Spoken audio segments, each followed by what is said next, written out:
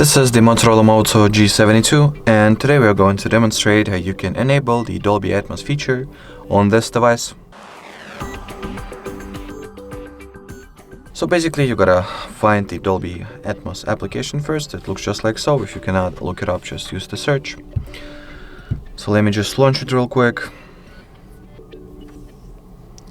In here there is this little first launch instruction, which you can read if you are interested in learning like the general idea on what is the Dolby Atmos and some other useful information for beginners.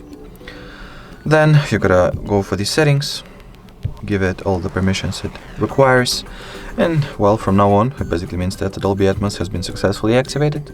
In here choose what mode you would like to be at.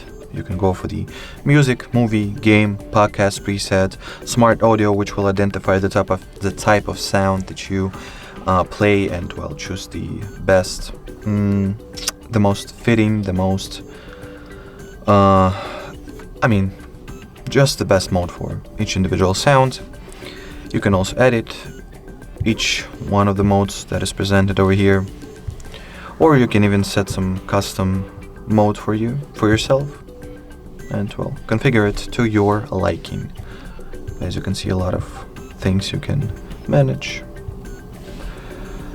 So to sum up, if you would like for the Dolby Atmos to be automatically switched or to switch it modes automatically, just go for the smart audio.